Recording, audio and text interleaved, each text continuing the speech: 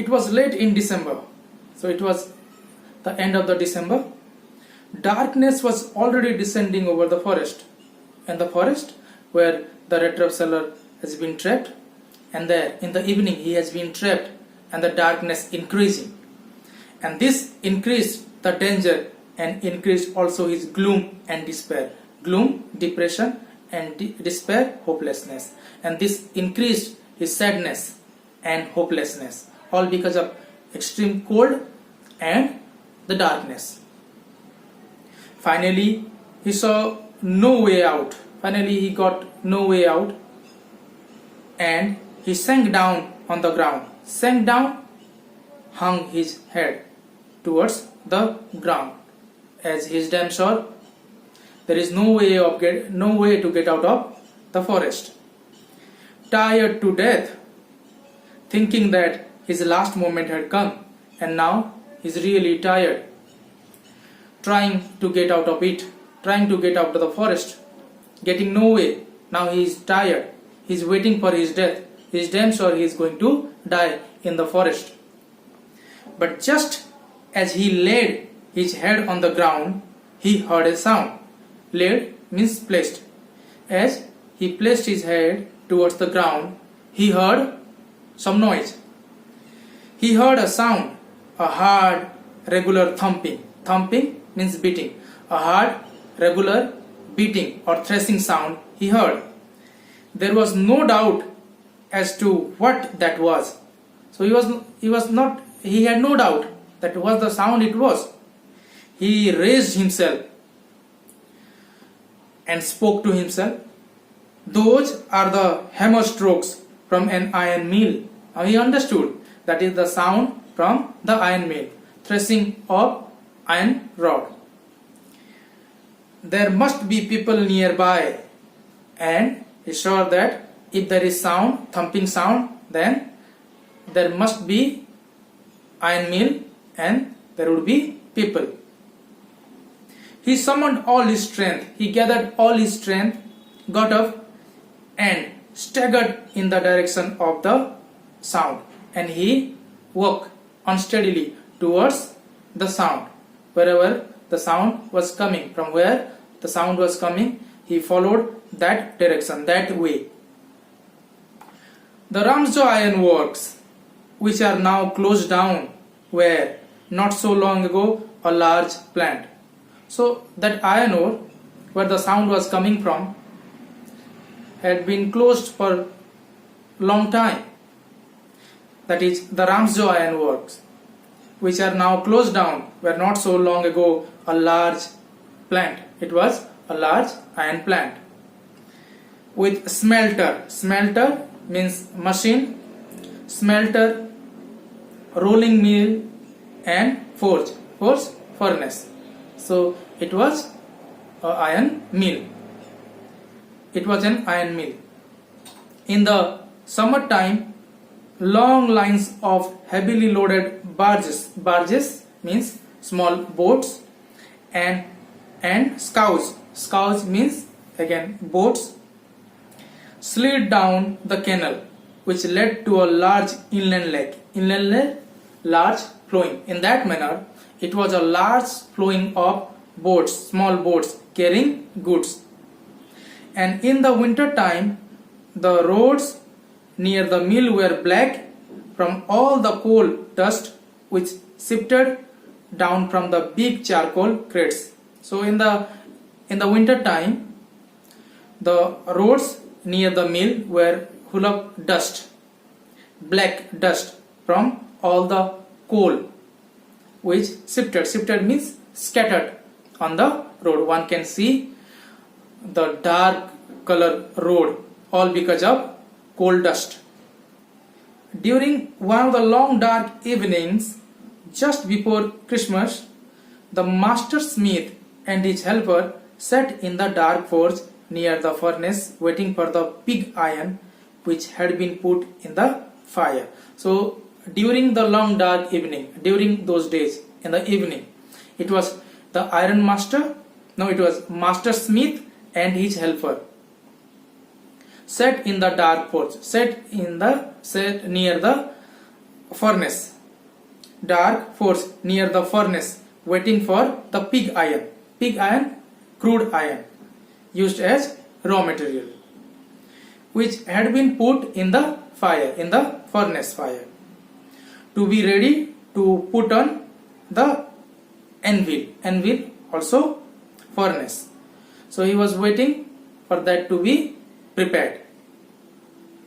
Every now and then means from time to time, from every now and then one of them got up to stir the glowing mass. So every now and then, time to time, one of them used to get up and go and stir at the furnace the glowing mass with a long iron bar, they used to stir, returning in a few moments, dripping with perspiration, sweating. So when they return after stirring, they found to be sweating heavily. Though, as was the custom, he wore nothing but a long shirt and a pair of wooden shoes. So they were wearing what? Long shirt and a pair of wooden shoes. All the time there were many sounds to be heard in the forge.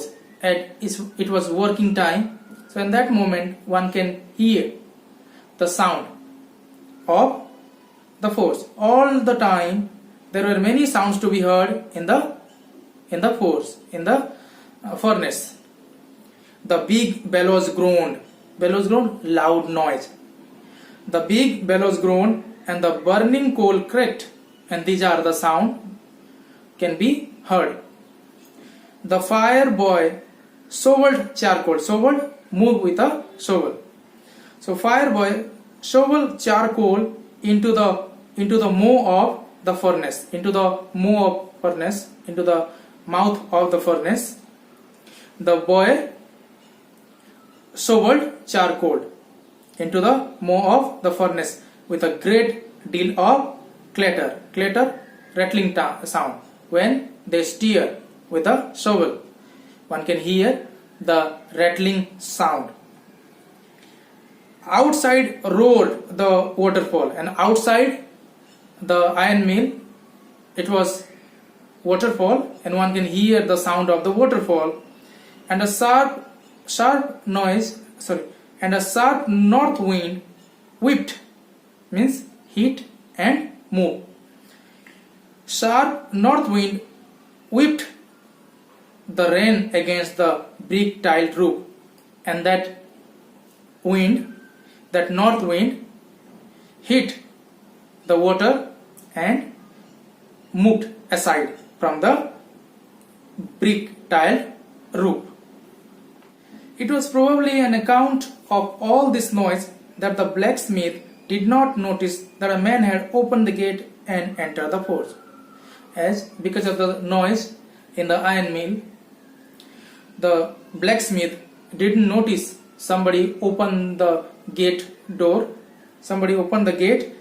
and entered the forge, entered the iron mill, until he stood close up to the furnace, and somebody opened the door, entered and reached near to the furnace.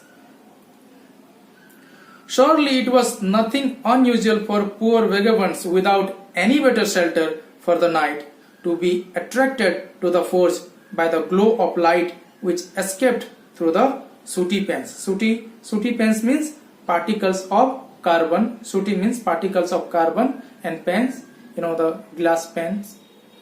So for a person like the rector seller, vagabond, who had no proper place to stay for that night, was attracted towards the furnace, towards the light, to spend a night over there, and to come in to warm themselves in front of the fire. And in the winter time it was a proper place to warm himself. The person like vagabond, red trap seller, reached attracted by the fire. The blacksmith glanced only casually and indifferently at the intruder. Intruder, someone entered without any invitation. So the blacksmith glanced only casually and indifferently at the intruder. The intruder, the rat trap seller only. He looked the way people of this type usually did, with a long beard, dirty, ragged, and with a bunch of rat traps dangling on his chest. Dangling means hanging on his chest. So the people of that kind, a beggar, the way they look, and the same manner he was looking, wearing dirty and ragged cloth, long beard, and he reached there. On his chest, it was the rat traps were hung. He asked permissions to stay, and the master blacksmith nodded a hearty consent. Hearty consent means proudly, bit egoist, and in that manner he nodded his head, saying yes. He didn't utter a single word, but egoistly nodded his head. So he asked permission to stay. The rat trap seller asked for the permission, and the blacksmith, the master blacksmith, nodded his head, saying yes, without honoring him with a single word, without telling anything, just nodded yes. The tramp did not say anything. Tramp, homeless person. So the homeless person, the vagabond, the rat trap seller, didn't say anything either. He also didn't speak anything. He had not come here to talk, but only to warm himself and sleep. So he had not come to have a word, have a discussion, but to spend that cold night. In those days, the Ramsjo iron mill was owned by a very prominent iron master, eminent iron master, whose greatest ambition was to ship out good iron material to the market. And what is that person, the owner's goal? That to export good quality iron materials. He watched both night and day to see that the work was done as well as possible. So he used to visit and see that the work is going properly. And at this very moment he came into the forge on one of his nightly rounds of inspection. So it was his time of inspection, and in that night, that moment, he reached to the mill. Naturally, the first thing he saw was the tall ragamuffin who had eased his way so close to the furnace that steam rose from his wet rags. So naturally, what the iron master noticed was the ragamuffin. Ragamuffin, the person was wearing dirty cloth.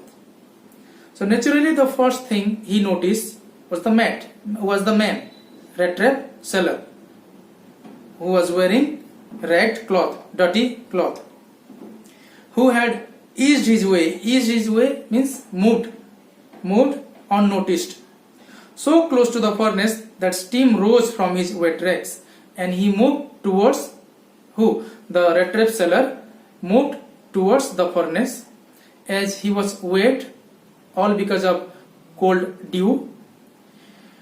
Steam was rising. The iron master did not follow the example of blacksmith, who had hardly deigned to look at the stranger. Deigned means agreed. The blacksmith, how he behaved when the rat trap seller asked permission. He didn't bother to look at the man, only nodded his head with quite egoist face. And the iron master didn't follow blacksmith way of behaving. He walked close to him. He walked close to him, looked him over very carefully. The iron master walked very close to him, looked him very carefully. Then tore up. Tore up means removed. Then tore up his slouch hat. Slouch means hanging down head. Slouch hat, hanging down head. So he slouched hat to get a better view of his face, and he removed his slouch hat so that he can see him properly. But of course, it is you, Nils Olof, he said. How you do look? Now the iron master, when he noticed the red trap seller, he thought he knew him, and he started talking to that man. Oh, but of course it is you, Nils Olof. How do you look? And why you are looking like that? Nils Olof, why you are looking like that? The iron master said. The man with the red traps had never before seen the iron master at Ramsjo and did not even know what his name was. On the other hand, the red trap seller never had met the iron master in the Ramsjo iron mill, and even he didn't know his name. But it occurred to him that if the fine gentleman thought he was an old acquaintance means known person. So now the red trap seller found that the iron master thought that he knows the red trap seller. So but it occurred to him that if the fine gentleman thought he was an old acquaintance, known person, he might perhaps throw him a couple of kroner. The way the iron master was looking at him, showing his kindness, the red trap seller thought that he is going to help him in many ways. He even can throw him a couple of kroner. Therefore, he didn't want to undeceive him all at once. Undeceive him means to find error in his way. So he didn't try to clarify at the beginning at once. Yes, God knows things have gone downhill with me, he said. The red trap seller said that yes, in time the situation went very bad for me. Yes, God knows things have gone downhill with me. Downhill means worse, bad.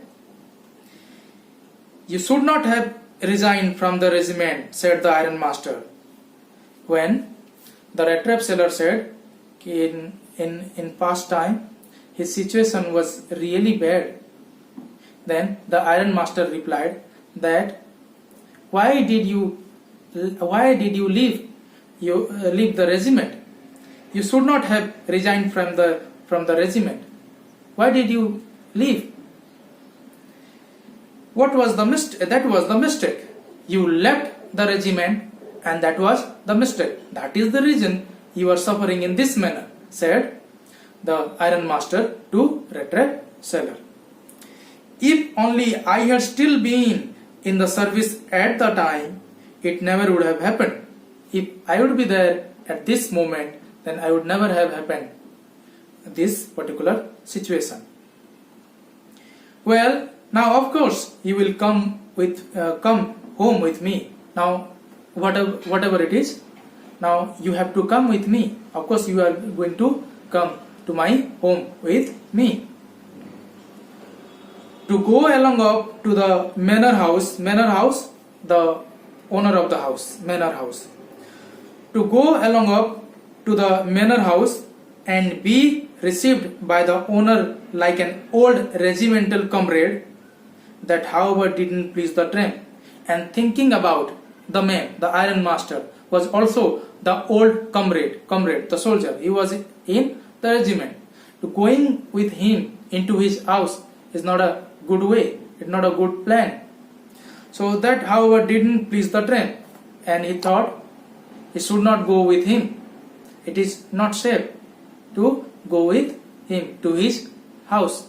The man who was an old comrade, old soldier in the regiment.